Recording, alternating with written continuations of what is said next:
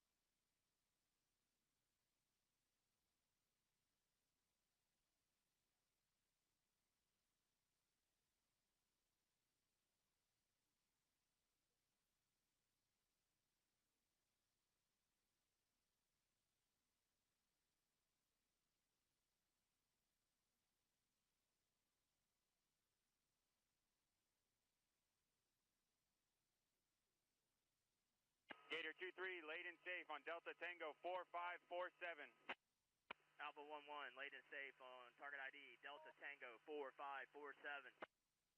Copy, launcher Alpha 11 and Gator 23, laid in safe on target ID, Delta Tango 4547. Stand by. Dragon 3, this is Steel 39, fire mission Delta Tango 4547, standing by, over. Steel 39, Dragon 3, execute fire mission, over. Gator 40, this is Steel 39, fire, target number Delta Tango 4547, over. Launcher Alpha 11 and Gator 23, target ID, Delta Tango 4547, fire. Gator 23 shot, target ID, Delta Tango 4547, over.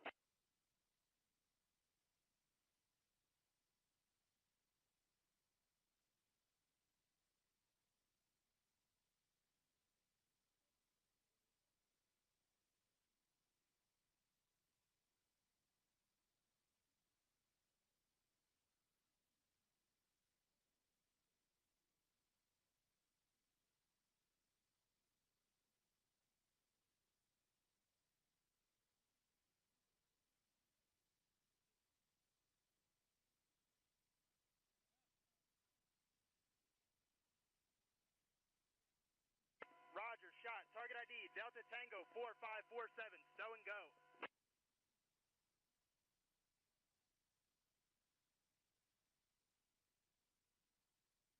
Charlie 01, copy, have established BP BOA.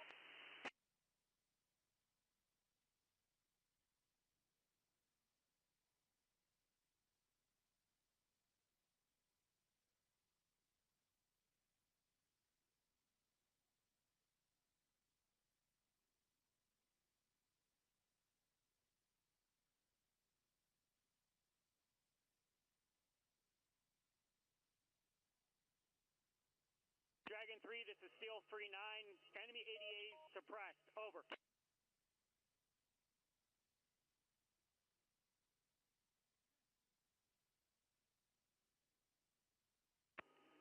Steel 39, Dragon 3, acknowledge fire mission complete, break. Charlie 03, Dragon 3, execute assault onto the objective, over. Dragon 3, Charlie 03, Peyote, pushing for seed mission, over.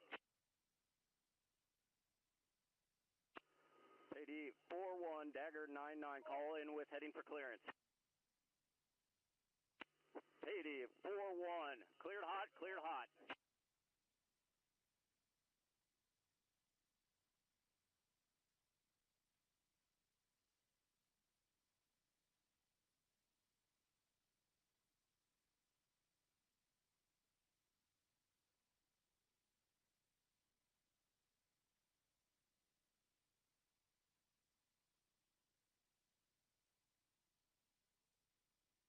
Peyote 42, cleared hot, cleared hot.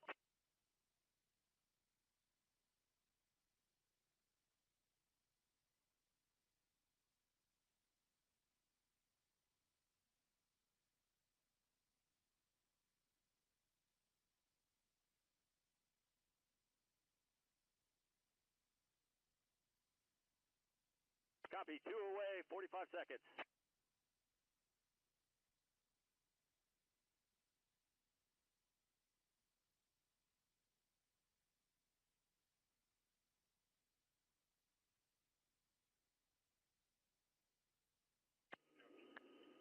Peyote 42, Dagger 99, copy, 2 away, 20 seconds.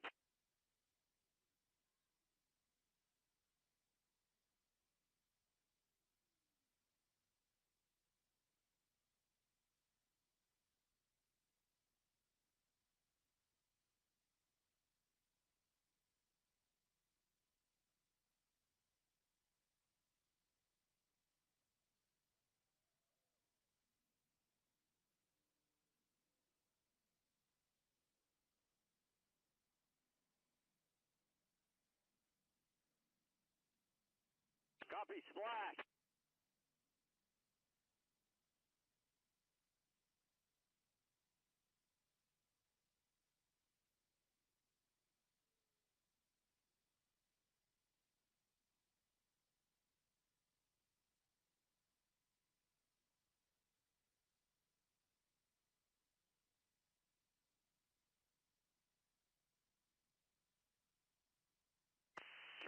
Hive 1, this is Charlie 01.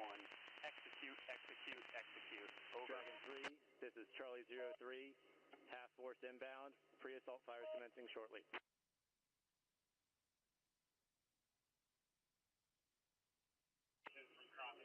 Charlie 03, Dragon 3, acknowledge. 01, copy. Commence pre-assault fires. Over. 1506 DOT.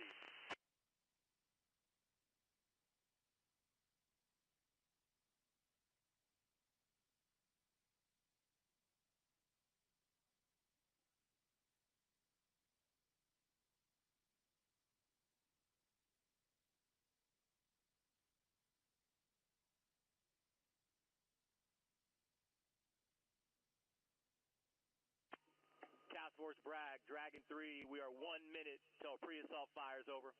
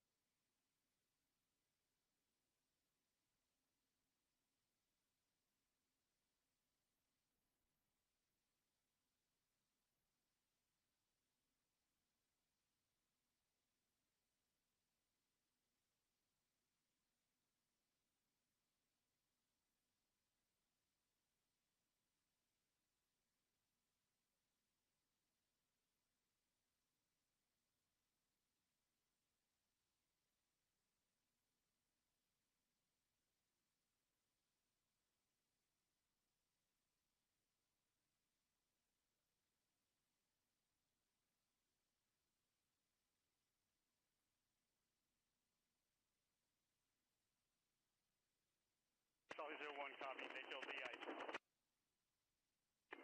Dragon 3, Charlie 03, pre-assault fires complete. HLZ ice, assault force inbound.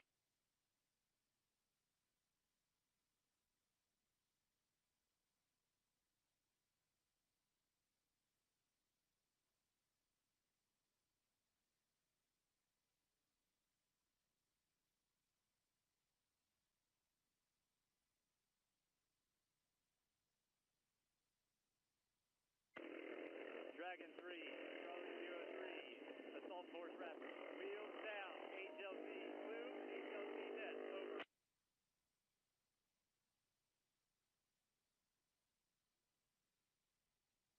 Charlie 01, this is Charlie 02.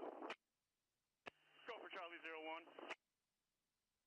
Roger, assault force wheels down, time now. Charlie 01, copy. Assault force wheels down.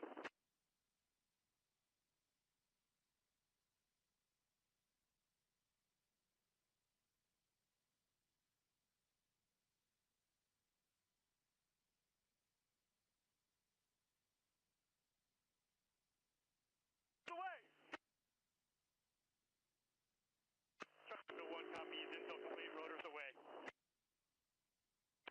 Dragon 03, Charlie 03, rotors away.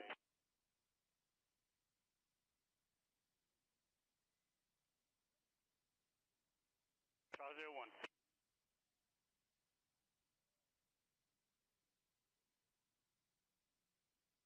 Charlie 01 to Charlie 02.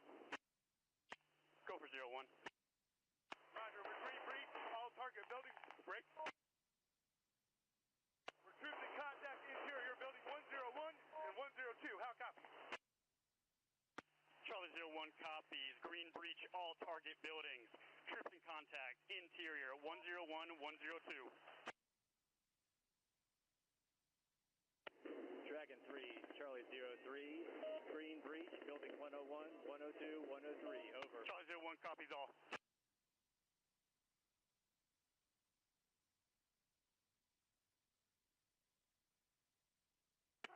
Charlie 01, Charlie 02. Go for 01. Building 103, secure. Stand by for slant. Slant 0003, how copy? Charlie 01 copies. Building 103, clear and secure. Slant 0003.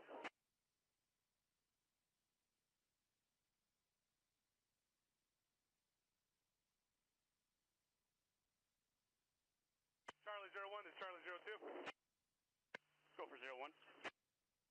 Building 101, clear and secure at this time. Stand by for slant. Break. Slant 0003. How copy? Charlie 01 copies. Building 101 clear and secure. Slant 0003.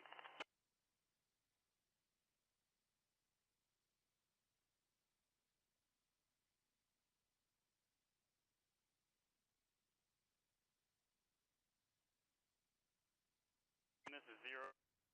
Copy all. Monitor and advise if they go dynamic. Charlie 01 is Charlie 02. Go for 01. Roger, building 102, clear and secure at this time. Slant 0003. Break. At this time, objective is secure. We're preparing for post-assault activities. How copy? Charlie 01 copies. All target buildings secure. Total slant 0009.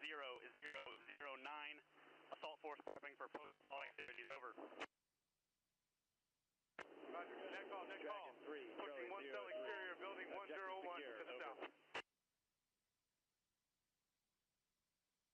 Charlie 01 copies. Eagles external 101.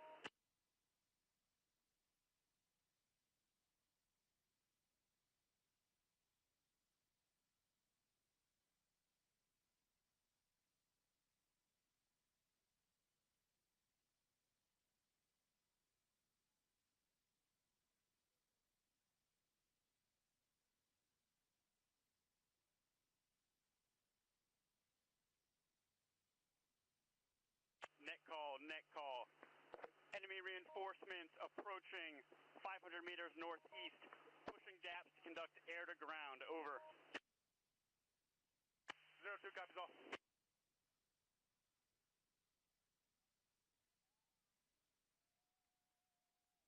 Charlie 01 copies.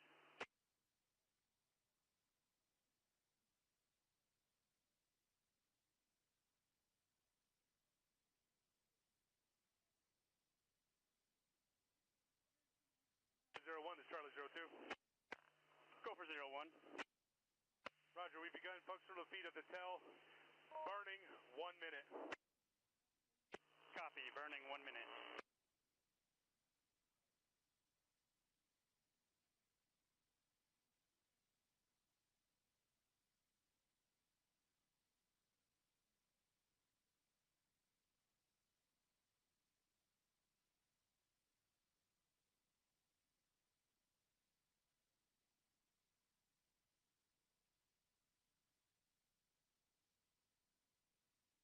Net call, sniper position, moving to building 101. Time now.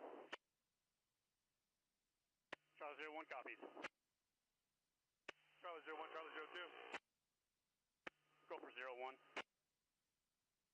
Roger, burning. Scud has been neutralized. Preparing assault force for exfil. Time now.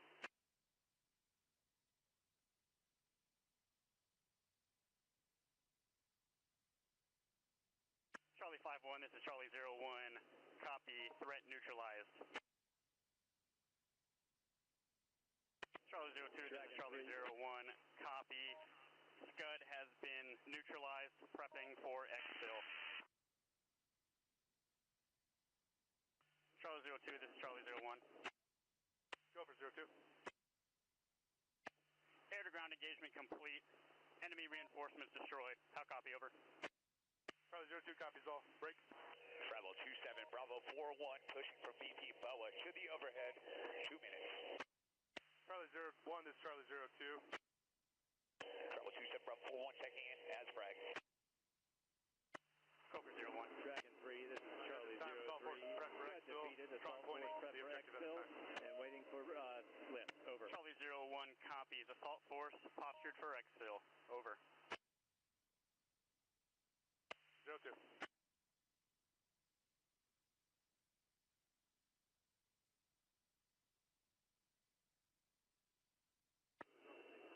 Charlie 03, Dragon 3, acknowledge. Objective secure. Bravo 27, Bravo 41, in south to north right, full of the visual, pressing counter target. All American 3s, Dragon 3, execute airborne operation. Over. Dragon 3 is All American 3. Acknowledge. Break. 47's coming into land.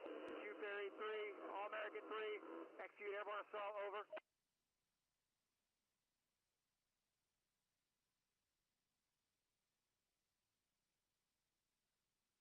All American 3, 2 Fury 3, acknowledge. Positive comms with aircraft.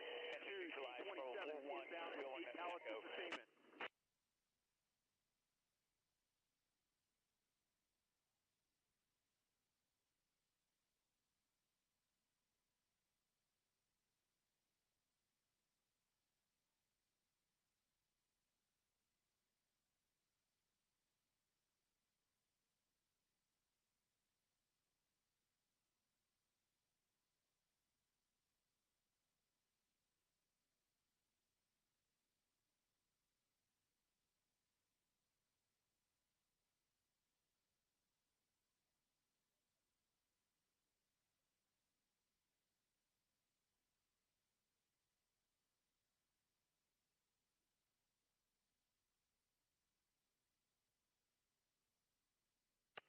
Holland DZ, this is Gecko 01. Need winds and clear to drop. Gecko 01, this is Holland DZSO. Winds 6 knots from the 230. I repeat, 6 knots from the 230. Clear to drop.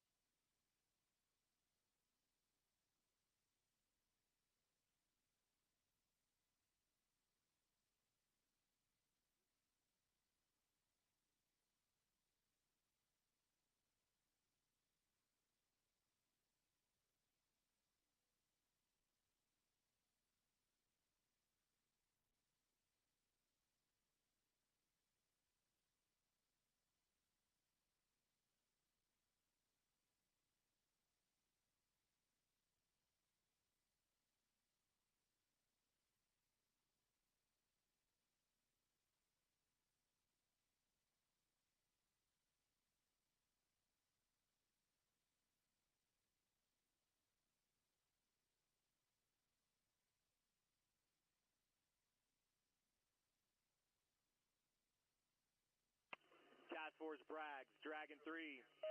Time on target, first bundle, 4 mics. Over.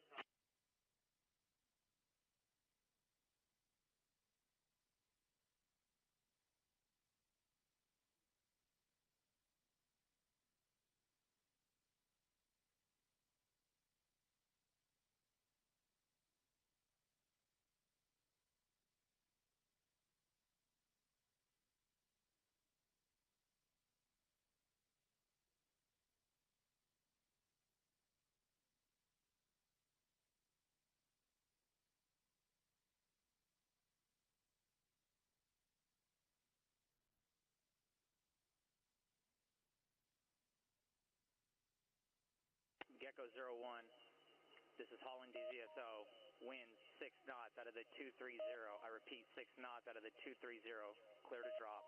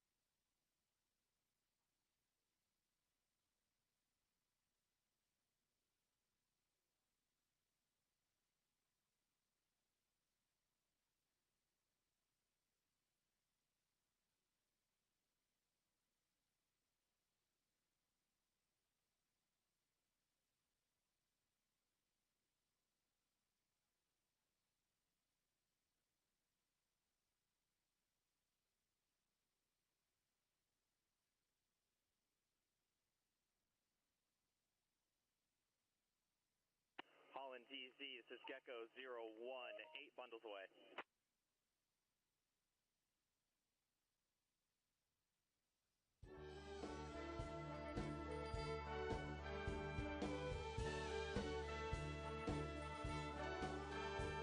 Well, if you ask me where I come from, here's what I tell everyone.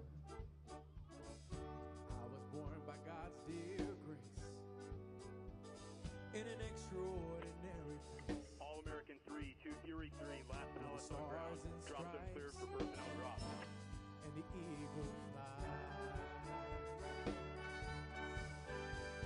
This big old land won't count days straight. Happiness ain't out of reach. Hard work pays off the way it should.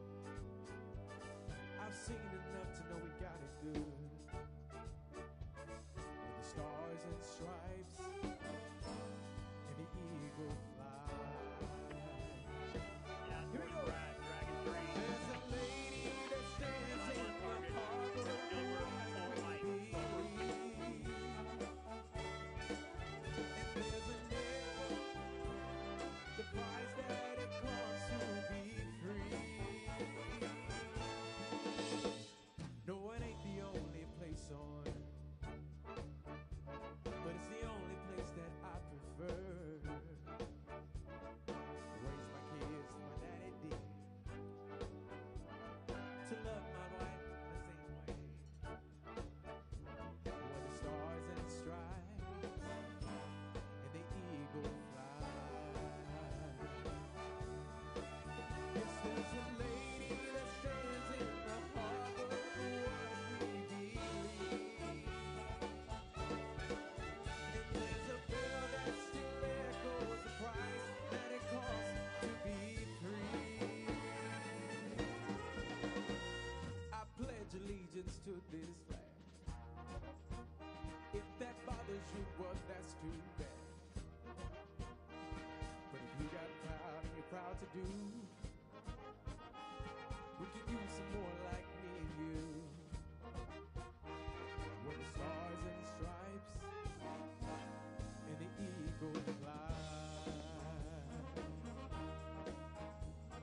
Stars and stripes and the eagle fly.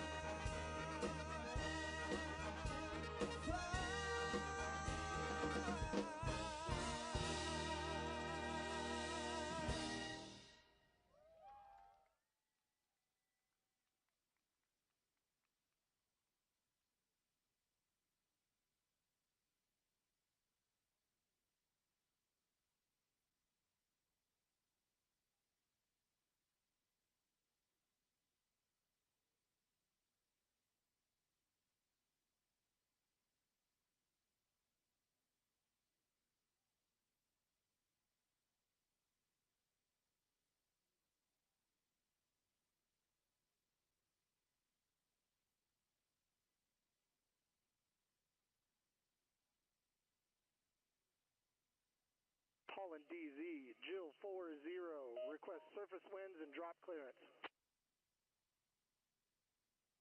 Jill 40, Holland DZ, winds 4 knots out of the 225. I repeat, 4 knots from the 225, clear to drop.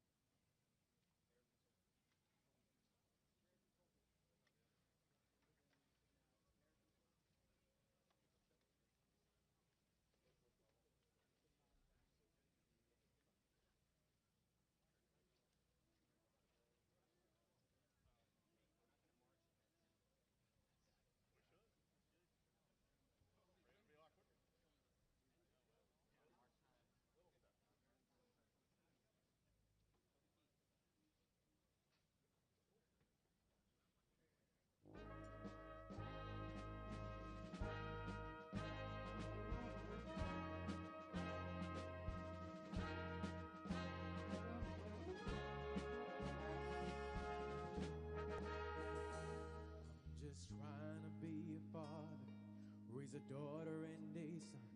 Be a lover to their mother and everything to everyone.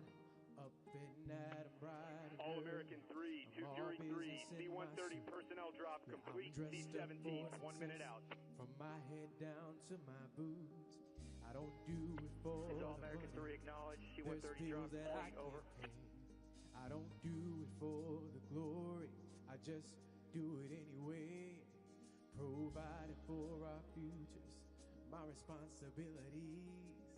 Yeah, I'm real good under pressure, being all that I can be. And I can call in sick on Mondays when the weekend's been too strong. I just work straight through the holidays and sometimes all night long. You can bet that I stand ready when the wolf growls at the door. Hey, I'm solid, hey, I'm steady, hey, I'm true down to the core.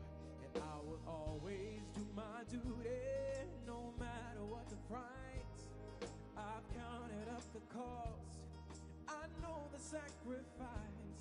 Oh, and I don't wanna die for you, but if dying's got to me, I'll bear that cross with honor. 'Cause freedom don't come free. I'm an American soldier, All-American an 3, 2 American. Fury 3, Beside my C-17, brothers and initiating my personnel drop, sisters, over.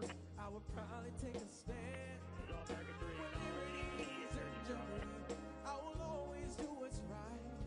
I'm out here on the front lines, sleep in peace tonight. American soldier, I'm an American soldier.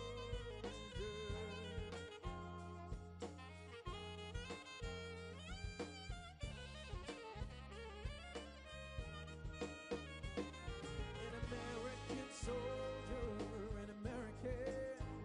Beside my brothers and my sisters, I would probably take a stand.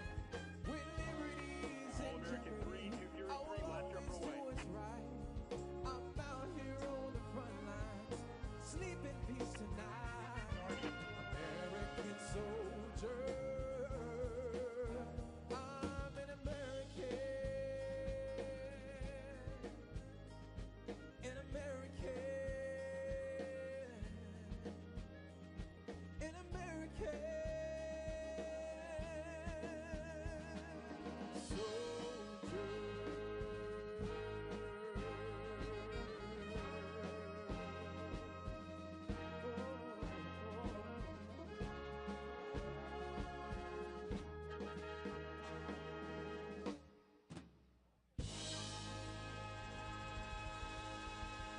Kitchen 2-1, this is Holland DZSO.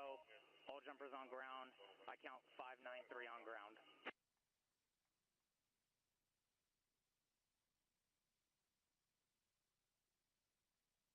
Battalion, last 2-0, cancel, do not load. Special instructions at my command.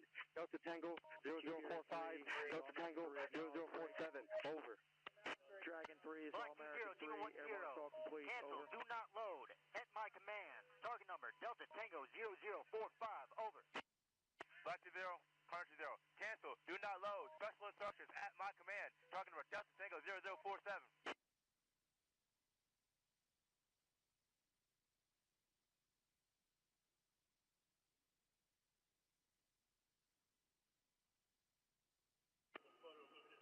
All-American 3, Dragon 3, acknowledge. Airborne assault complete, break. Black Falcon 6, Dragon 3, let me know when conditions are set for fires mission, over. Dragon 3, Black Falcon 6, acknowledge.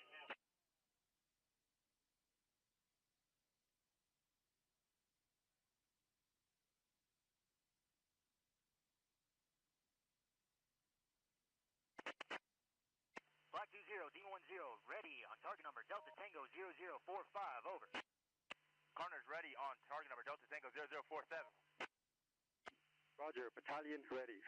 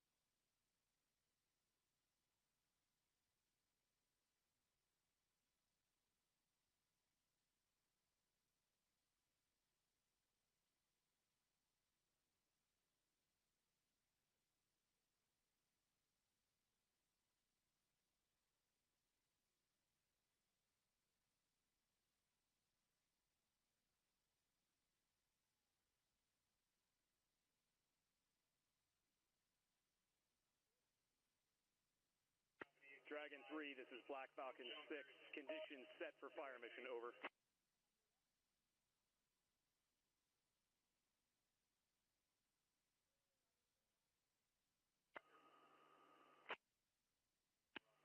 Black Falcon 6, Dragon 3, execute fire mission, over. Dragon 3, Black Falcon 6, acknowledge, break. Black Falcon 20, this is Black Falcon 6, fire, Series Falcon, special instructions at my command, over. Black Falcon 6, this is Black Falcon 20, fire, Series Falcon, special instructions at my command, out. Black Falcon 6, this is Black Falcon 20, Series Falcon ready, over. Series Falcon ready, out. Demon, stand by. Demon, stand by. Black Falcon 20, this is Black Falcon 6, fire, Series Falcon, over. Demon, fire. Demon, fire. Black Falcon 6, Black Falcon 20, now Shot, Delta fire, Tango Series Falcon. 0045, over. Shot, Black Falcon 6. Shot, Delta Tango 0045. Shot out.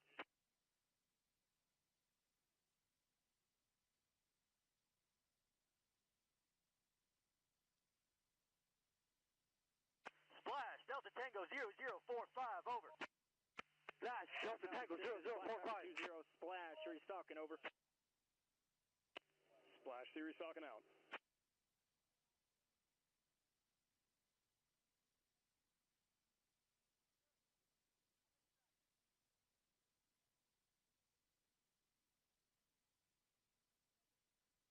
Hornet, stand by. Stand by.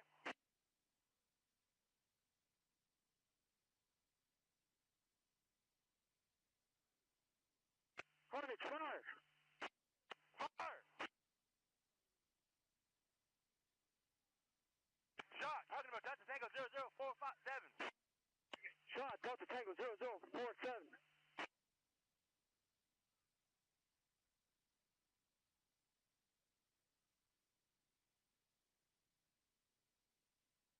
Splash, rounds complete on Delta Tango 0045, over.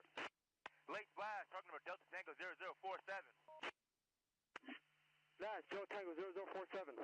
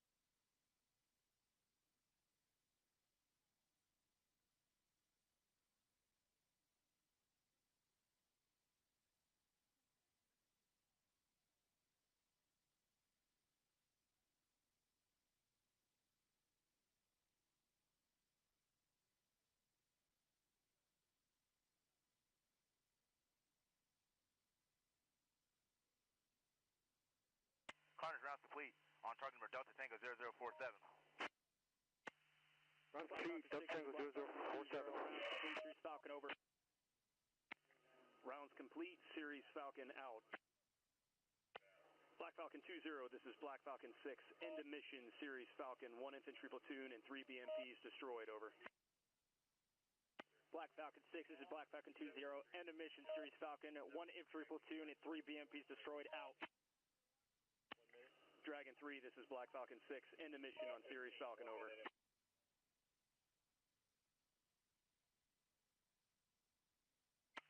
Battalion Battalion, Jack 20, end of mission, Delta Tango 0045, Delta Tango 0047. Black Falcon 6, acknowledge. Fires Black mission 20, complete. Demon 10, Break. end of mission on target number Delta Tango Charlie 0045, over. Dragon 3, End mission on target number Delta execute. Tango Show force 0047. mission, over.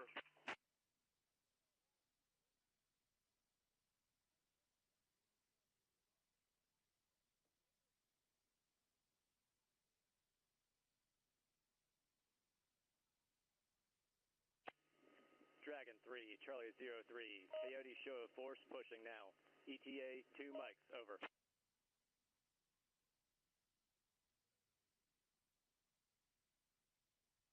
Coyote 41, Dagger 99, you are approved. Show of force, 252 degrees, 3 AGL. Copy, call in with heading for clearance.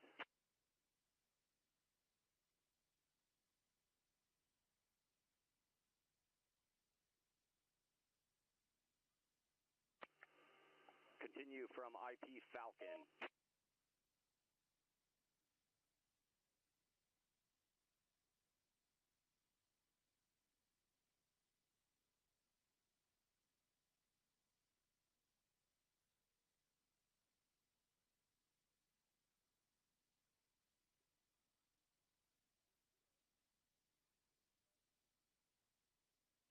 Coyote 41, Dagger 99, copies, 1 mile inbound, continue.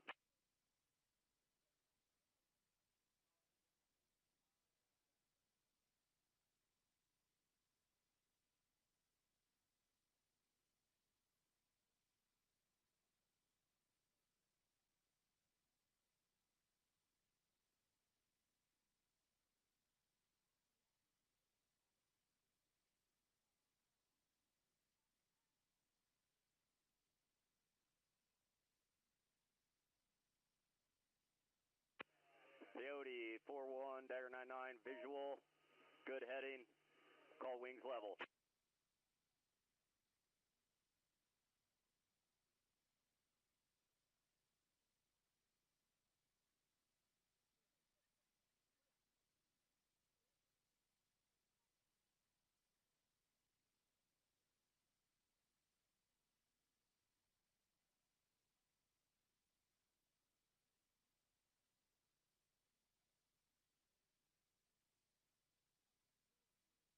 Peyote 4-1, good show of force. Peyote 4-2, continue.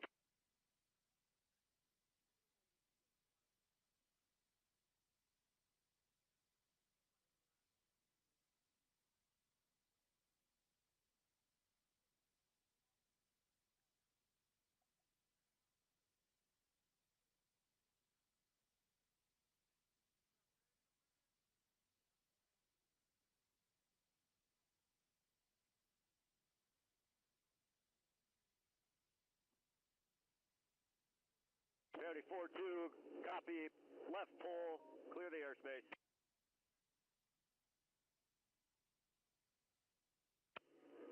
Task Force Bragg, Dragon 3, objective secure, mission complete, move to follow on operations, over.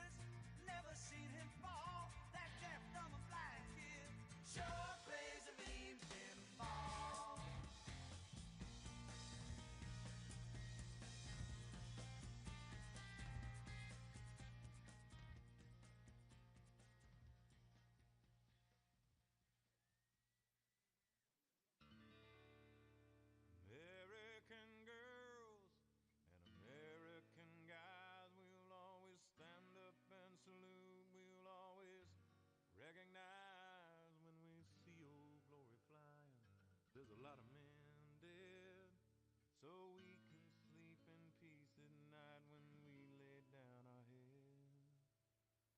My daddy served in the army where he lost his right eye, but he flew a flag out in our yard till the day that he died. He wanted my mother, my brother, my sister, and me to grow up and live happy in the land of the free.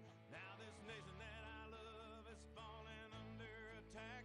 A mighty sucker punch came flying in from somewhere in the back. Soon as we could see clearly through our big black eye, man, we lit up your world like the 4th of July. Hey, Uncle Sam, put your name at the top of his list, and the Statue of Liberty started shaking her fist, and the eagle will fly, and it's gonna be hell when you hear Mother Freedom start ringing her bell, and it'll feel like the whole wide world is raining down on you. Brought to you courtesy of the red, white, and blue.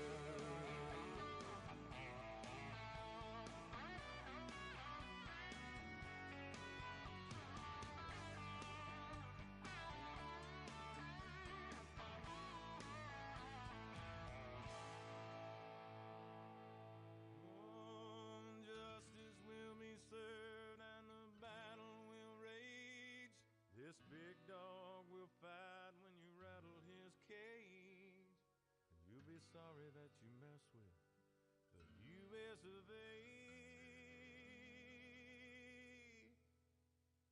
'Cause we'll put a boot in your ass, it's the American way. Hey, Uncle Sam, put your name at the top of his list, and the Statue of Liberty started shaking her fist, and the eagle will fly, and it's gonna be hell when you hear Mother Freedom start ringing her bell, and it'll feel like the whole wide world is raining down on you.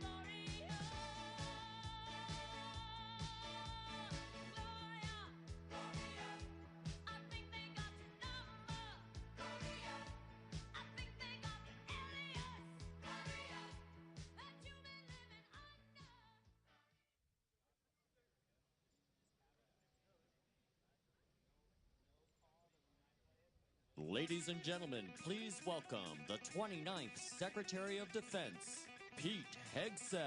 Thunderstruck!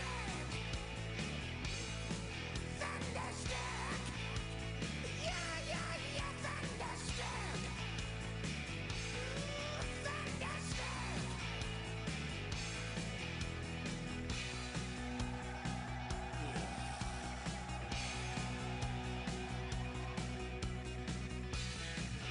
I was shaking out the knees. Can I come again, please?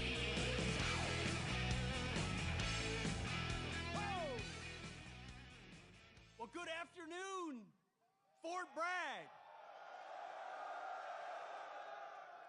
It is Fort Bragg, isn't it? Let me tell you, what a privilege it was to be just a few miles away from here, watching a sheer demonstration of military power from the All-Americans.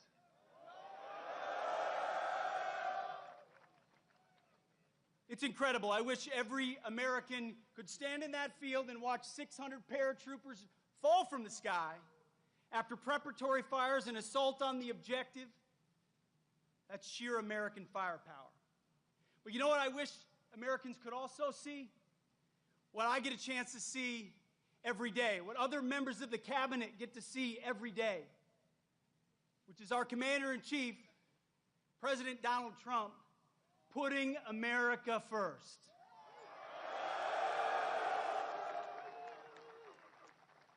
It doesn't matter the situation, whether he's meeting with foreign leaders, we're meeting in the Oval Office, or he's talking to soldiers.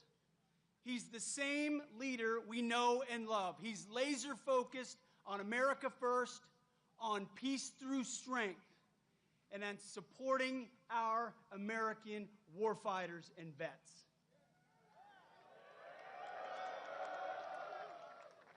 You know exactly where his compass is. You know exactly what he believes. And what I tell troops when we travel across the world, and I've had a chance to meet so many of you fine Americans, what I always say, the message from our Commander-in-Chief is, he has your back.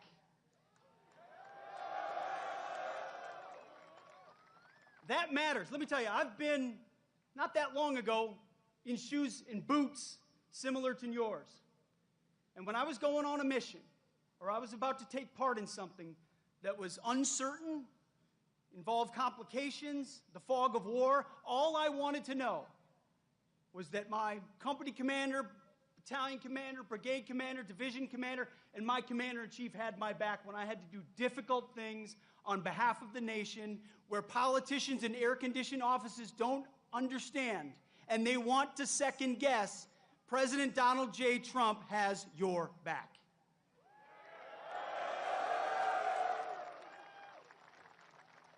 So at the Defense Department, we're doing three critical things at his direction. Number one, we're restoring the warrior ethos. We're getting back to basics. Standards, accountability, readiness, training, warfighting, lethality. We're not a college or a university. We're not interested in your woke garbage and your political correctness.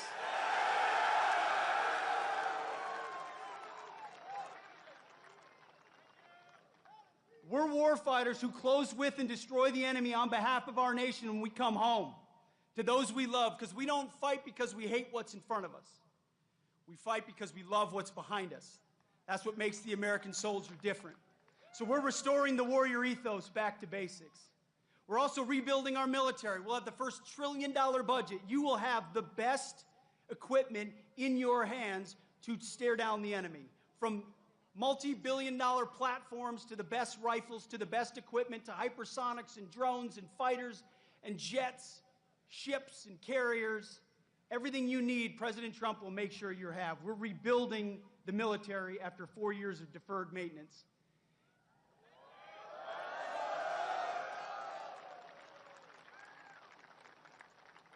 And finally, we're reestablishing deterrence. Our allies know that we stand with them, and our adversaries know what we are capable of doing to them, so that we can maintain peace through strength. President Trump seeks peace. He wants peace. So do I. So do you. For our families, for our kids and our grandkids. But those who long for peace must prepare for war. And that's something the 82nd Airborne, America's 911, does every single day. So it's an absolute honor to be your 29th Secretary of Defense. You have my pledge that every single day our focus is on you and your mission and having your back. And you're about 1 minute away from hearing from your Commander-in-Chief, President Donald Trump. God bless you and God bless our nation.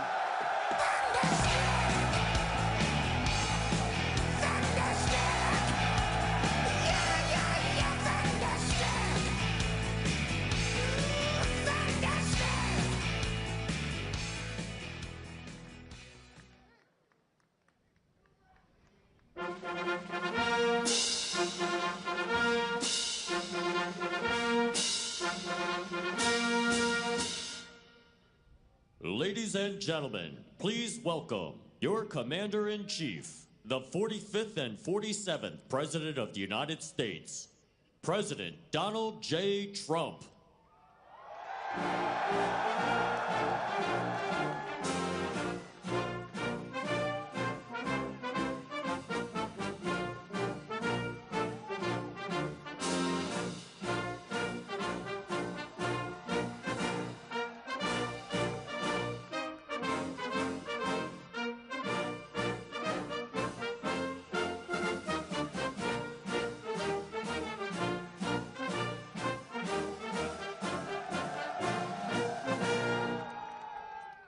And I'm proud to be an American, where at least I know I'm free.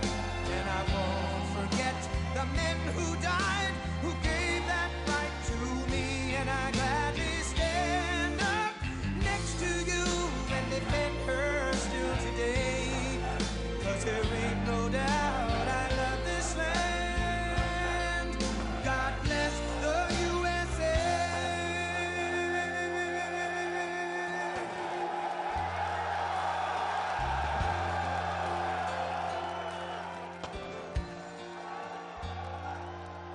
From the lakes of Minnesota to the hills of Tennessee, across the plains of Texas, from sea to shining sea, from Detroit down to Houston and New York to LA, where there's pride in every American heart, and it's time we stand and say that I'm proud to be an American, where at least I know I'm free. And I won't forget the men who died, who gave that right to me. And I gladly stand up next to you and defend her still today. 'Cause there ain't no doubt I love this land. God bless the USA.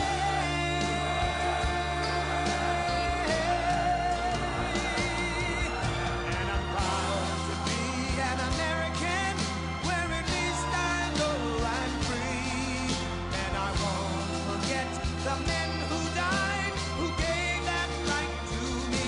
And I gladly stand up next to you and defend her still today.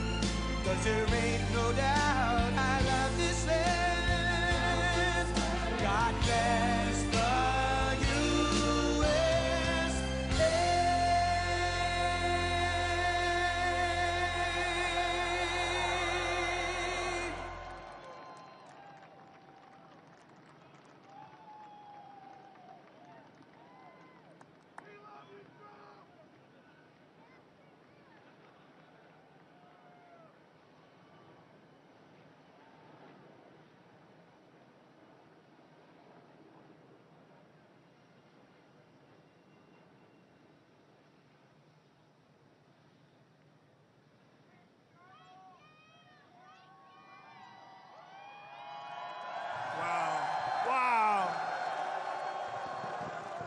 Wow.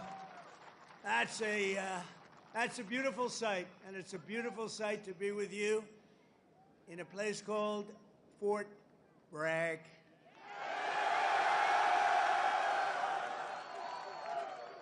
Can you believe they changed that name in the last administration for a little bit? But we'll forget all about that. We're going to forget all about it. I want to just say God bless the U.S. Army and God bless the USA. Great place, great group. I want to thank so many incredible soldiers and paratroopers, pilots, warriors for that awesome display of pure, unrivaled American military might. I just saw something that was crazy. You don't want to mess.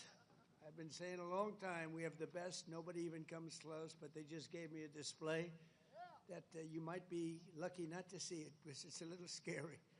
It was beautiful to watch. Let's hear it for the Army Special Operations and Command and the 82nd Airborne Division and the 18th Airborne Corps. What a show it was and what a show it continues to be. And Saturday is going to be a big day in Washington, D.C. You know, a lot of people say, we don't want to do that. I say, yeah, we do. We want to show off a little bit. You know, recently, other countries celebrated the victory of World War I. France was celebrating, really. They were all celebrating. The only one that doesn't celebrate is the USA, and we're the ones that won the war. Without us, you'd all be speaking German right now. Maybe a little Japanese thrown in. But we won the war. And we don't celebrate, but we're going to celebrate on Saturday, and we're going to celebrate from now on. We're going to celebrate our greatness and our achievements. This week we honor 250 years of valor and glory and triumph by the greatest fighting force ever to walk the face of the earth, the United States Army. For 2.5 centuries, our soldiers have marched into the raging fires of battle and obliterated America's enemies. There's never been anything like it. There's never been a force like this. And I rebuilt it. I gave you so much money for 4 years. It was crazy. And we just approved our largest budget for military operations, over $1 trillion. We've never even come close. But our army has smashed foreign empires, humbled kings, toppled tyrants, and hunted terrorist savages through the very gates of hell.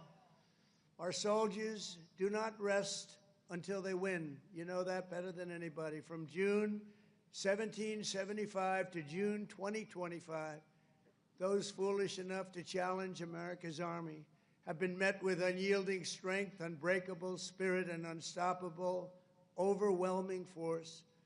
Time and again, our enemies have learned that if you dare to threaten the American people, American soldier will chase you down, crush you, and cast you into oblivion. That's what happens, unfortunately. That's what happens. Doesn't sound very nice, but it's true, isn't it? The last sound you ever hear will be the chilling howl of Black Hawks in the dead of night, the thunderous boom of artillery fire, or the ferocious roar of a U.S. Army infantry brigade charging over the horizon. That brigade is going to charge like you've never seen before, and hopefully I can keep you out of that, but if I don't, you're ready. Is that right? If I can keep you out of it. If I keep you out of it, that's okay, but if we need it, you're ready. You know, it's called peace through strength, isn't it? Peace through strength. For our adversaries, there's no greater fear than the United States Army. They all fear us, and we have the greatest force anywhere on earth. You know, you read different stories that others are building and building and building. We have a force like no other. They said it would take 5 years to defeat ISIS. We did it in 4 weeks. 4 weeks. We let them go. Unlike other of your leaders, I let them go, and we had General Raisin Kane, who's now the head of the Joint Chiefs of Staff, because I liked him. He was a warrior. He was a great warrior, and now he's been rewarded for his incredible work. But they said it would take 5 years, and we did it in 4 weeks. Someday I'm going to ask him to explain that one to me. But it was the television generals that said that. The real generals got out and fought, and nobody fought like them ever. But for the American people, there's no greater pride because you are the righteous sword of American justice and the ultimate shield of American freedom. This week we remember that we only have a country because we first had an army. The army was first. In fact, the army was even before the country. You know that, right? 1 year before the country. After 250 years, we still proudly declare that we are free because you are strong. You are so strong. We're safe because you are brave, and America's flag will never fall because America's army will never, ever fail. Never going to fail. Every branch of the armed forces has played a critical role in protecting our nation, but no one has done more fighting, bleeding, and winning than the U.S. Army. Nobody's done that. The Army has earned more combat medals and more battle ribbons than any other service, and 70% of all of the medals of honor. We give away medals of honor all the time at the White House to incredibly brave people, but you have 70% of them. Army soldiers, and especially our Army paratroopers, truly go all the way. You know that expression, all the way. It's one of your beautiful expressions. As President of the United States, let me express my undying gratitude to our nation for every soldier here today, for every veteran and their families, those incredible families that are with us and all across America, and for every patriot who has worn the uniform over 250 years. Can you imagine that? We thank you from the absolute bottom of our hearts. Few places loom larger in Army lore than where we are gathered today. The one and only Fort Bragg, the one and only Fort Bragg.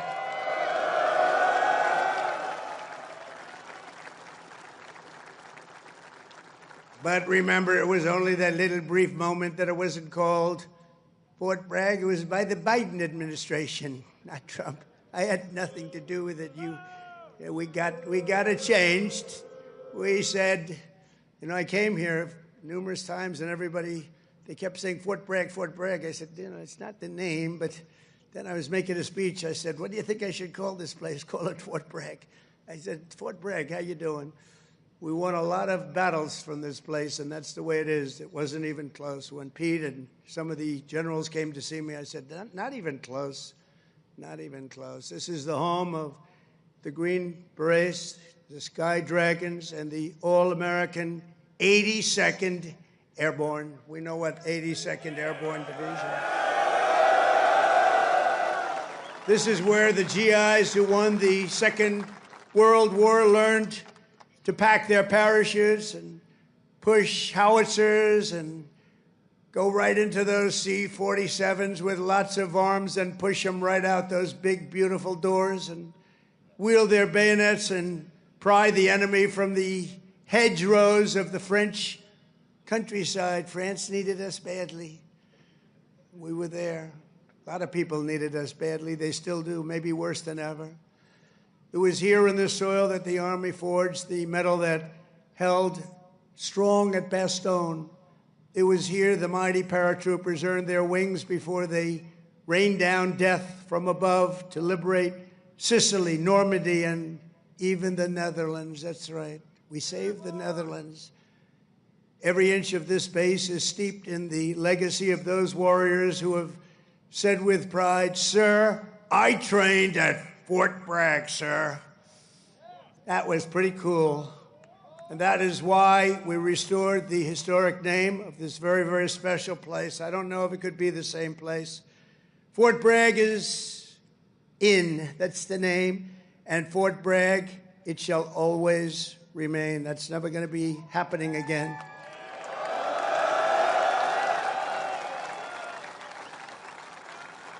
And for a little news for the fake news back there, the fake news, ladies and gentlemen, look at them all. Oh, what I have to put up with. Fake news. What I have to put up with. But they're all right. They've been very nice today. They were impressed with that display, I can tell you that. I think it took them a little by surprise. But for a little breaking news, we are also going to be restoring the names to Fort Pickett, Fort Hood, Fort Gordon, Fort Rucker, Fort Polk, Fort A.P. Hill, and Fort Robert E. Lee. We won a lot of battles out of those forts. It's no time to change. And I'm superstitious. You know, I like to keep it going, right? I'm very superstitious. We want to keep it going.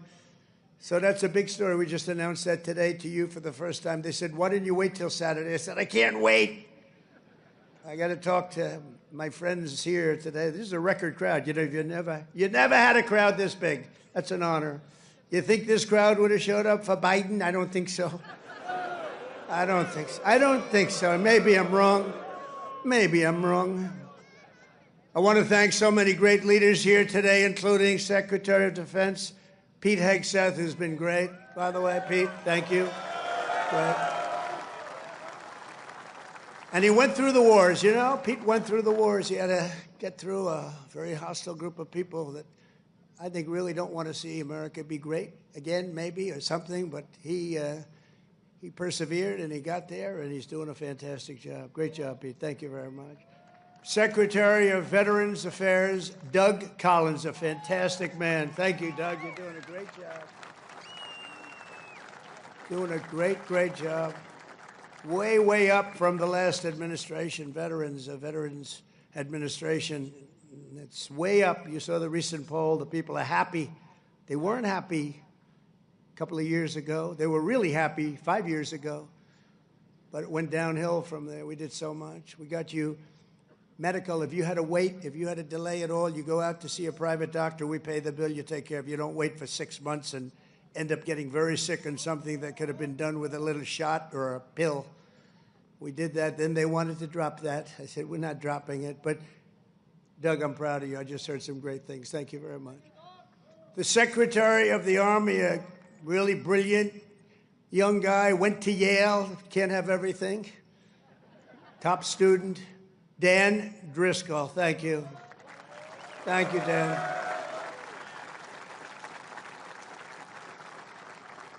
And we have your senators, Senator Ted Budd and Senator Tom Tillis. Thank you, fellas.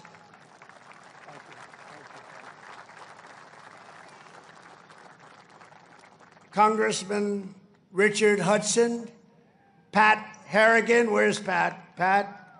Good, Pat. You're doing great. You guys are amazing. And we have the big brass, General Andrew Pappas. General, thank you. Thank you, General. Doing a great job. General John Braja. John, thank you. Great job. Thank you for today, John. General Greg Anderson. Thank you. Thank you, Greg. Thank you.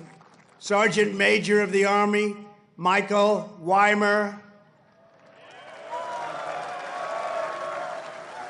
And before going further, I want to say a few words about the situation in Los Angeles, California. Have you heard of the place?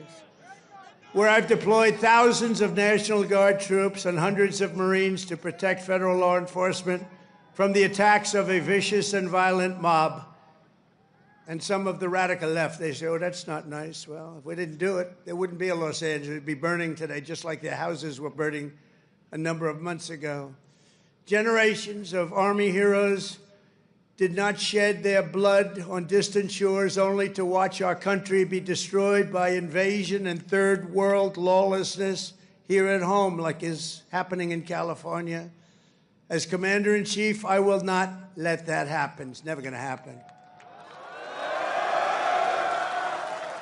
What you're witnessing in California is a full-blown assault on peace, on public order, and on national sovereignty carried out by rioters bearing foreign flags with the aim of continuing a foreign invasion of our country. We're not going to let that happen. Remember, millions of people were allowed to come into our country totally unchecked and unvetted by stupid people or radical left people or sick people. But regardless, open border policy, the dumbest policy yet. I would say even dumber than men playing in women's sports, transgender for everyone. Even dumber than that. They're hurling bricks and cinder blocks at law enforcement. Did you see they're breaking up the sidewalks and the curbs, breaking it up with big, strong hammers? These guys are professionals. These are not amateurs. They're breaking it up because they took the bricks away from them. They came in with bricks, red bricks, that they could throw at our military and at the police in L.A., who are very good, but they weren't aggressive like our soldiers. Our soldiers really were aggressive, but they all worked together. But they came in with bricks, they were taken away, and they had hammers. Oh, wow, how did that happen? And they're pounding the sidewalk. I said, what the hell is he doing? And he's breaking it up and making it into concrete bombs in a way, and they're dropping them on our military. They're throwing them at our military. Pretty good arms they had, too. Hits guys right in the face, big chunk of concrete, worse than a brick. They're taking them up to the bridges, and they're dropping them in the cars that are going by. These are animals. But they proudly carry the flags of other countries, but they don't carry the American flag. They only burn it. Did you see a lot of the flags being burned? They weren't being burned by people from our country or from people that love our country. People that burn the American flag should go to jail for 1 year. That's what they should be doing. 1 year. And we'll see if we can get that done. We're going to try and get that done. We're working with some of your senators. I know Senator Josh Hawley is very much involved. And I know the two senators from here. I think you guys, are you guys in favor of it? Boy, would this be a bad time for them to say no. I got you. I got those 2 votes. The agitators are throwing firebombs, Molotov cocktails, lighting vehicles ablaze. You saw the cars that were burning, mobbing police officers and ICE officers who are the toughest people you'll ever meet, and they love our country, and they're getting really they want to stomp on them, but they're too tough. They don't allow it. And attempting to infiltrate and occupy federal buildings wearing armor and face shields. The best money can buy, somebody's financing it. We're going to find out through Pam Bondi and Department of Justice who it is. They're already on it. Who's financing all this equipment? Very professional. Under the Trump administration, this anarchy will not stand. We will not allow federal agents to be attacked, and we will not allow an American city to be invaded and conquered by a foreign enemy, and that's what they are. A lot of those people were let in here by the Biden administration. They just poured right in. They came from prisons, they came from jails from all over the world. They came from mental institutions. They were the leaders of gangs. They were drug lords allowed to come into our country. Their countries threw them out. Their countries would bus them or drive them right to our border and say, go in there. You ever come back, we're going to kill you. And we got them, and we're getting them out of here. I want to applaud the courage and the strength of the incredible troops who are right now standing guard to protect federal property and personnel and uphold the supremacy of federal law. That's what they're doing. They're protecting our ICE agents. They're protecting the police in Los Angeles. The head of the police in Los Angeles, a good man, I hear a good man, but he was actually saying we really did need this help. It had gotten away from them. It had long gotten away. And we gave it to them. Not only are these service members defending the honest citizens of California, they're also defending our republic itself. And they are heroes. They're in there, they're heroes. They're fighting for us. They're stopping an invasion just like you'd stop an invasion. The big difference is most of the time when you stop an invasion, they're wearing a uniform.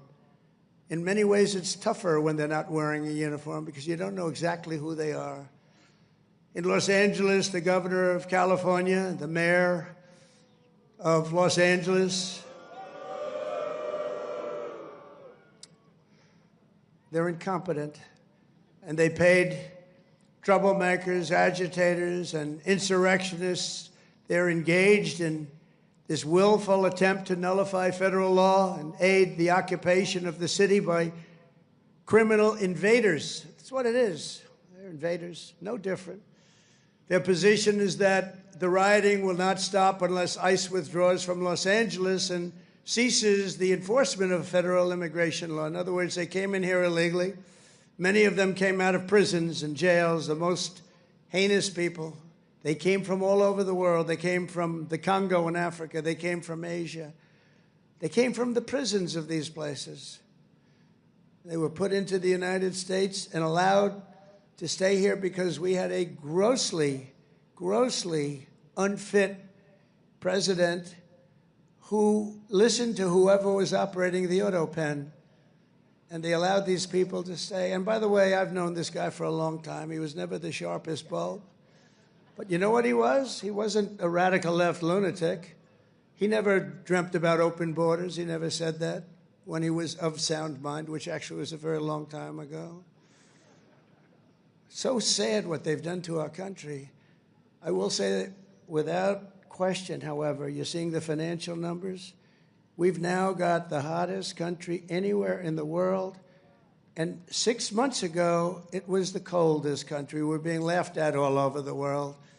I was in Saudi Arabia, Qatar, UAE. We brought back $5.1 trillion into our country. And all three leaders, they're great leaders, all three said, you know, you are presiding over the hottest country anywhere in the world.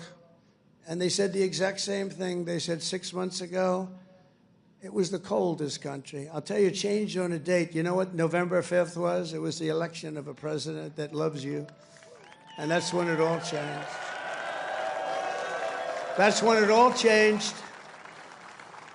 Within the span of a few decades, Los Angeles has gone from being one of the cleanest, safest, and most beautiful cities on earth to being a trash heap with entire neighborhoods under the control of transnational gangs and criminal networks. It's horrible what's happened so quickly. As the entire world can now see, uncontrolled migration leads to chaos, dysfunction, and disorder. And you know what? They have it in Europe, too. It's happening in many of the countries of Europe. They don't like it when I say it, but I'll say it loudly and clearly. They better do something before it's too late. Very simply, we will liberate Los Angeles and make it free, clean, and safe again. It's happening very quickly. The one big, beautiful bill, you've heard about it. We call it the one big, I was on one of the television shows, I think, Deface the Nation. Ladies and gentlemen, Deface the Nation. It's actually called Face the Nation for those of you that are smart enough not to know, because you're better off not knowing. But I was on one of the shows, and I said, we got to get a great bill. They said, would you like it to be one bill, or would you like it to be 7 or 8 bills? They said, I want one big, beautiful bill. And the Republican Party liked that statement. They call it one big, beautiful bill, so that's good. And that's what it is. It's great. And it's currently before Congress. It provides all necessary funding for ICE, for Border Patrol, and for the Department of Defense. And I told you, at a level that we've never had before, over $1 trillion. We better get that bill approved. Otherwise, your helicopters and your planes and your equipment's going to start to look a little bit old, General. You better push your favorite congressman. You better push these 2 senators. I think they're in good shape, however. But we got to get it approved. And those congressmen by you are all 100%. I don't even have to talk to them. They've been so great. So I want to sign this into law immediately. And with the signing, so many great things will happen to our country. No tax on tips. Think of that. No tax, seniors, on Social Security. No tax on overtime. They're going to pay for themselves. And if you get a car, and if you borrow money to buy the car, we're going to let you deduct the interest payment if it's a new car made in America. Only if it's made in America. If it's made in Japan or China or any place else, we're not really interested in your deduction. I was elected winning all 7 swing states, the popular vote by millions and millions of votes, in all counties throughout America by 2,750 to 525. That's what I call a big number. But this is a mandate from the people to restore the sovereign borders of the United States, and that is exactly what we're doing. Not only the borders, the financial institutions, and our country itself, we will not be deterred, and the mob in Los Angeles or anyone else, anywhere else, will not succeed. They don't even have a little chance. And I will be calling you early as I see this happening because, you know, in theory, I guess you could say a governor could call, but they don't call. They let their city burn, like in Minneapolis with this guy who ran for vice president against J.D. That was a good debate, J.D. against this guy. Remember how bad he was? That was one of the, I said, J.D., there's never been a man like you're competing against. This is the worst. I think he's running for president, too. Can you believe it? But he's a radical left lunatic, and I'll never forget in Minnesota, that city was burning down. Minneapolis was burning down. It was going to burn to the ground, and he wouldn't call the guard. And I waited for a long time, and I called the guard, and I saved it, but I wish I would have called it the first day. And I said, you know, if this ever happens again, because I was thinking about running because the election was rigged and stolen, we all know it. I said, we're going to run again, and if I win, which I hope, remember, we're going to make it too big to rig. But we did. We won by millions and millions of votes. So beautiful to watch. That was such a beautiful, 9:02 in the evening. They said, ladies and gentlemen, Donald Trump is projected to be the winner. I said, well, you think that was easy? I don't think these ladies from North Carolina think it was easy. You know, they followed me. I don't know what happened to their husbands. They're married to very nice people. But they've been to, 138 rallies. They said more. And they're from North Carolina. It's nice that we have one nearby finally, right? They go all over the country. I don't know what the hell's going on, but they're great. They're North Carolina, beautiful, wonderful woman, and we appreciate it. Like 130 rallies or some crazy number. Are your husbands satisfied with that? Are they okay? Oh, here he is. He showed up. One of them showed up. That's great. Congratulations. Great women, actually. The great patriots. We will use every asset at our disposal to quell the violence and restore law and order right away. We're not going to wait 7 days and 8 days and wait for a governor that's never going to call and watch cities burn. And let me tell you, if we didn't do this, Los Angeles would burn. It would be burning to the ground right now, just like their houses burned to the ground just a few months ago. And the only flag that will wave triumphant over the streets of Los Angeles is the American flag. So help me God. The American flag is the one that's going to wave triumphantly over the streets. And now let's get back to the true reason we're here today, celebrating 250 years of unbreakable Army courage. This week we commemorate not just the starting point in Army history, but a turning point in the history of the world. That's how important it is. When the Continental Congress created the Army and appointed its first commander, named happened to be George Washington. Has anybody heard of him? George Washington. Are you okay, darling? Are you all right? Yeah, take your time, please. Doctor, please. Doctor. Doctor in the house. Thank you. Thank you very much. These are great people. They've been waiting here a long time, General, so, you know, we want to give them all the time they need, right? Thank you very much.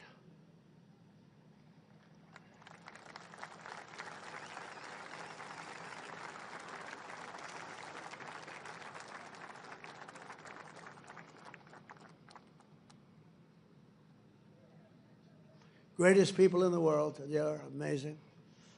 Amazing.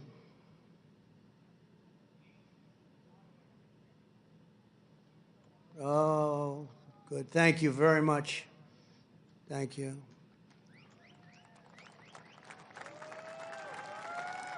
Okay, honey. Thank you. Beautiful young person. Beautiful young person. We have a lot of young people. You know, they have. We won young people, old people, and everything in between. It's sort of nice. Remember, they used to say, but Trump doesn't have the young people. We won everything. Thank you very much, Doctor. Great job. When the Continental Congress created the Army and appointed its first commander, General George Washington, they sent the fierce spirit of a free nation into battle under a rallying cry that echoes to this day. Give me liberty or give me death. Have you heard of it? Quite a beautiful statement.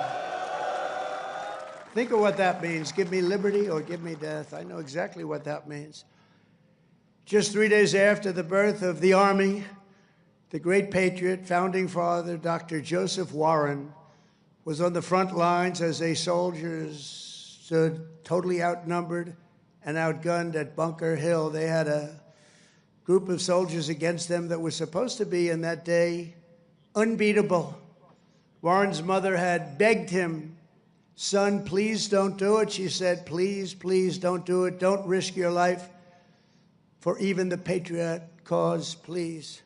And he replied, "Wherever danger is, dear mother, there your son will be. I will either set my country free or shed my last drop of blood to make us so." So beautiful. So the words are so beautiful. At Bunker Hill, Warren kept his vow, fighting and fighting and fighting and loving his country until he fell, drenched in blood, and gave his life at the very young age of 34.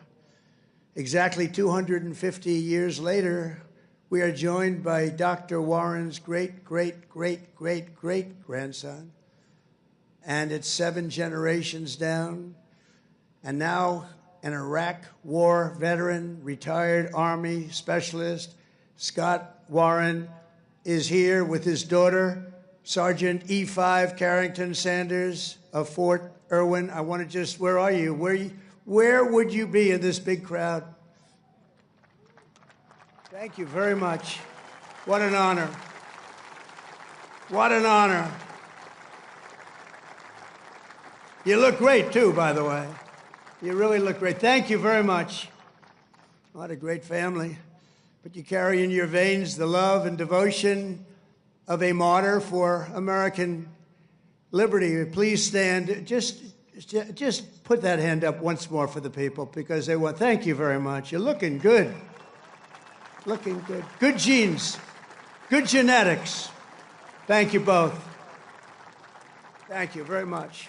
The life of a soldier is not just a job, it's a calling and a sacred tradition passed down from father to son, brother to sister, and one generation to the next. At every hour of danger, our noblest citizens have answered that call, kissed their loved ones goodbye, and run to the sound of guns. You run to the sound of guns, you're running right into them, you're going to win.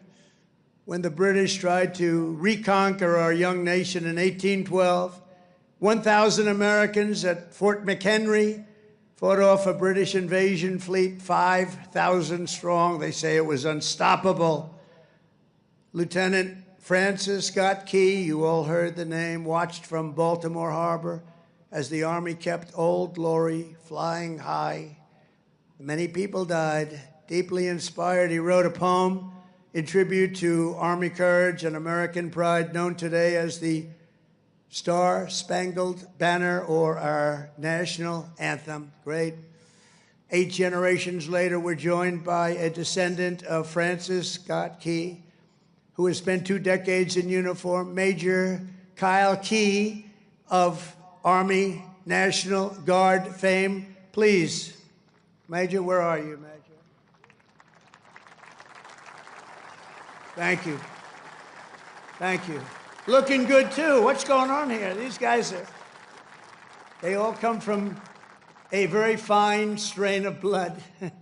That's great genetics is right. Thank you both very much. Major Key, thank you for helping to keep this incredible land of ours free and the home of the brave, and that's what it was. Through the decades that followed, the Army conquered the great frontier, won the war that restored our nation and broke forever the chains of slavery. A generation later, the Army's Rough Riders stormed up San Juan Hill with Colonel Theodore Roosevelt and swept the last foreign empire from the American hemisphere, forever swept. In World War I, our doughboys fought bravely in the Valley of the Marne and in the Argonne.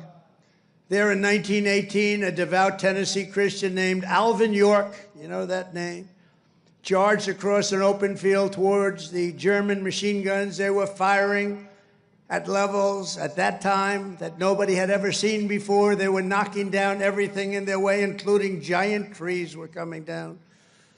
The enemy mowed down more than half of his platoon almost immediately. The platoon was going down like nobody's ever thought possible. But York pressed on into the jaws of death. He slayed German after German and returned with 132 prisoners from behind the enemy lines. And he had the option of killing them, and he didn't want to do that. And that's okay, isn't it, right? It's okay. But he brought 132 back. And his actions and the actions of that great day, that crazy but great day, Sergeant York earned the Congressional Medal of Honor and became one of the most famed and decorated heroes of the First World War. Very famous, actually, because of the movie that was made. And we're joined today by Sergeant York's grandson, Army Colonel Gerald York. Gerald? Thank you. Thank you, Gerald. Thank you very much. It's a great honor to have you. Thank you, Gerald. At his grandfather's funeral in 1964, Gerald was told by the command sergeant major of Fort Bragg that it was about time he joined the Army. And he volunteered for combat in Vietnam and gave the Army 31 of his best years. No, I think your best years are right now. You look very good. Your best years are right now. Keep it going. But Colonel York, we salute you. We salute your family and the fame and the bravery of your family. Thank you very much. Appreciate you being here. And in World War II, the Army once again came to the free world's rescue. Among the millions and millions who volunteered was Henry Armstrong. He enlisted 6 months before his high school graduation and did basic training right here at Fort Bragg. By the next year, he was in Normandy. He fought his way across France as part of Patton's Third Army, crossed the Rhine into the heart of Germany, and helped liberate a Nazi concentration camp. He was a brave person. Command Sergeant Major Henry Armstrong is here with us today. He's 100 years old, a veteran of numerous World War II battles, and 41 years in the Army.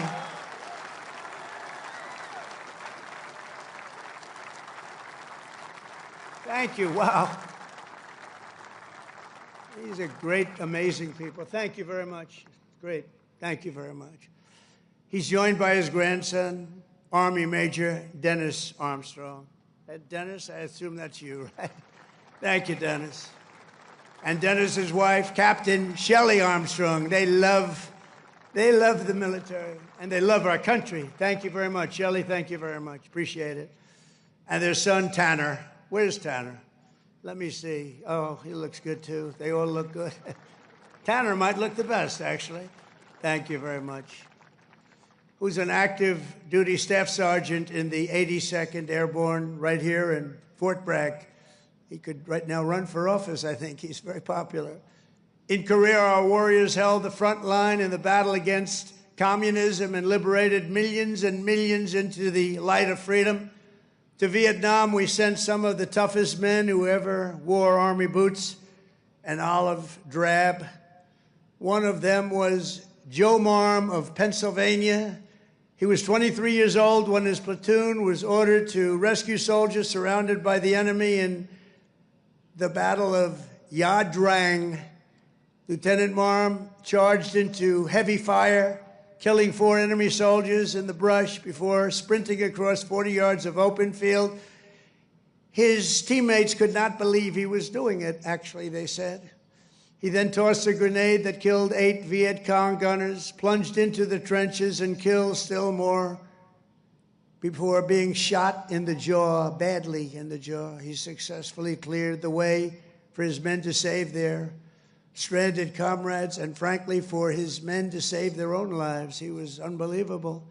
For his exceptional bravery, Lieutenant Marm received the Congressional Medal of Honor and retired as an Army colonel after 30 years of service. Colonel Marm is here today with his two sons, Will and Walter, both Army Rangers. What a great family legacy. Please stand up.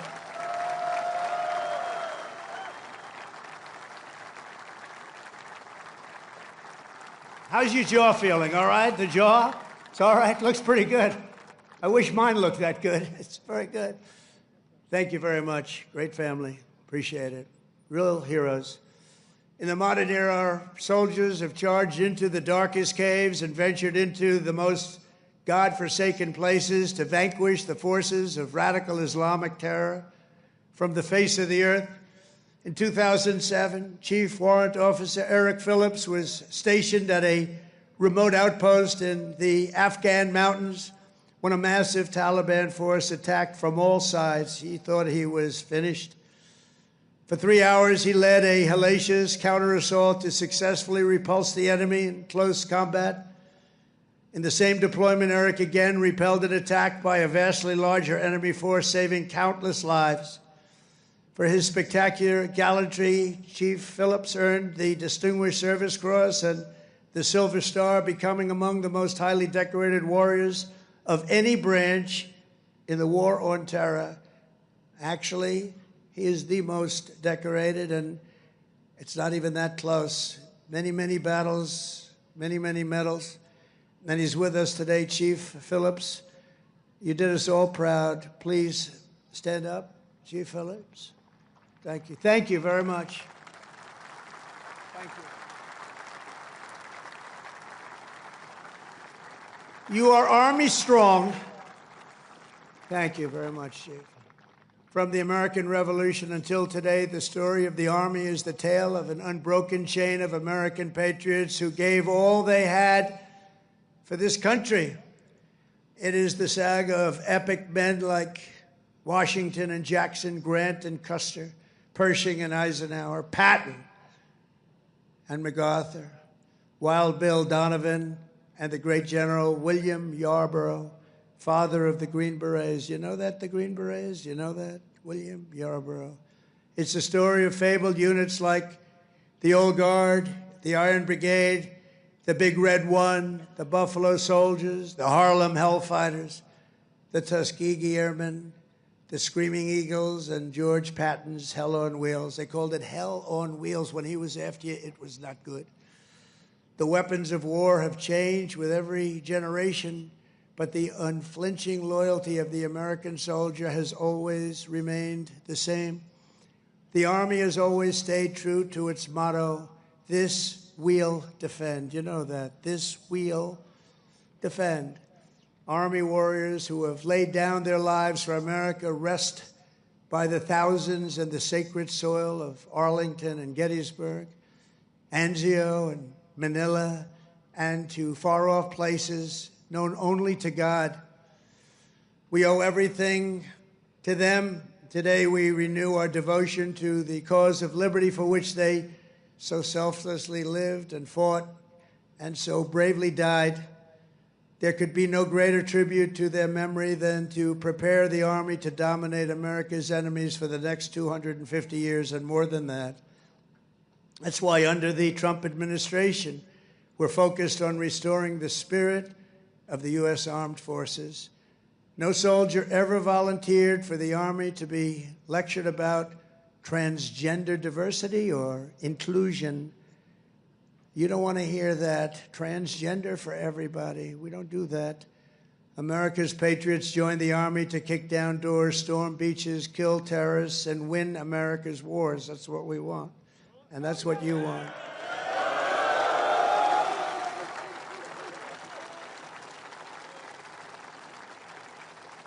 And to that end, we're making that record investment, but not only in the Army, in the other forces also, because you work together as a team. And we're including in that and across the board. Now, you don't have to take this if you don't want. You could be great patriots. Say, I don't want to raise. I will not accept it. Let it go back into our country. Let's give it to Gavin Newsom so he can waste it in Los Angeles. No, we don't want to do that, but we're giving you across the board raise for every single service member in the U.S. Armed Forces. We're giving you across the board, and you deserve it. You know, we spend so much money on things that we shouldn't be spending it on. But I think those days are stopping, Mr. Senators and Congressmen that are with us. As part of our one big, beautiful bill, we are also investing over $1 billion to update your on-base housing. And we're building a state-of-the-art missile defense shield to protect our homeland. And it's called the Golden Dome. It's going to be all made in America. We've done it for others. We're now doing it for about time, right? We're doing it for ourselves. After years of recruiting shortfalls, this is, to me, maybe the most exciting things. We're setting the strongest peacetime recruiting records ever. Just think of this. 6 months ago, we couldn't recruit anybody to join the military. Nobody wanted to join. That was 6 months ago. And then we had the election of November 5th. And now we have the strongest recruiting numbers in the history of our country. Can you imagine that? Can you imagine that? We've already surpassed our recruiting targets for 2025, and we're not done yet. And I'll tell you, it doesn't make you feel good when you had to hear 6, 7 months ago that nobody wants to join the Army, they don't want to join our military. Frankly, they didn't want to join our police, our firemen. They lost confidence, they lost faith in our country. And just a short number of months later, we're setting all-time records. In fact, your job might be in jeopardy. Somebody else may come in and take it. That was bad. We'll get you out of here. You have to be good. We're getting the best people that you've ever seen. We're getting people I don't think we've ever seen anything like it. Great people are coming in. Doesn't it make you feel good, though? You have something and you're doing something and other people want to join you. Isn't that a great feeling? And wasn't it a lousy feeling just a short time ago when they announced, you know, you're a soldier and you're proud of your country and you're proud of the Army in your case, and you're reading stories about nobody wants to come in and join the military, right? Isn't that lousy? Even the ladies from North Carolina were not happy with that. But then we had a great election. It was amazing. Too big to rig. We had a great election, and all of a sudden, the people are pouring in, and we have incredible people like Pete and the others that are here, Dan. I think they made a big difference. I really do. So thank you very much. All of you guys, I think you've really made a big difference. The Army will soon be stronger, bigger, and better than ever before. And every new soldier that joins our ranks will kindle the same fighting spirit exemplified by the likes of Sergeant Major Jim Schmidt, who's no longer with us. At 15 years old, after lying about his age, because he wanted to get in so badly, Jim trained at Fort Bragg to fight in World War II. When Jim's middle school wrote to ask if he would attend his 8th grade graduation, he wrote back, "That will be impossible, as I'm rather busy now. I'm in the hinterlands hunting down Germans," and I have to say this, and Italians. I know there are a couple of Germans and Italians here. As a paratrooper, he made the famous drops at Sicily and Salerno while still a young boy, too young to be in. The Army kicked him out. They found out about it. They kicked him out. They discovered he was way underage. They said, "Jim, you got to get out of here. You're a hell of a soldier, but you got to get out." But that didn't stop Jim. He enlisted in the Navy. But the moment he turned 18, he came right back and he joined the 82nd Airborne. How about that? He went on to fight at the Chosin Reservoir in Korea, rough place. Saw combat in Vietnam and ended his career right back at Fort Bragg, having earned 2 Silver Stars, 3 Bronze Stars, and 2 Purple Hearts. With us today is Jim's widow, Peggy, and their beloved grandson, Army Specialist Christian Forbes, who is currently deployed at our southern border defending our country from an invasion, whether we like it or not. It's an invasion, but I don't know if you've heard, the invasion was 99.9% stopped. Did you hear that? 99? Could even be more right. 99.999% stopped. That invasion is stopped, so I think he's in good shape. Specialist Forbes, I want to thank you for defending America. And you've obviously done a good job because that invasion has been stopped, and we appreciate you being here. Thank you, wherever you may be. Thank you very much. Thank you very much. Great.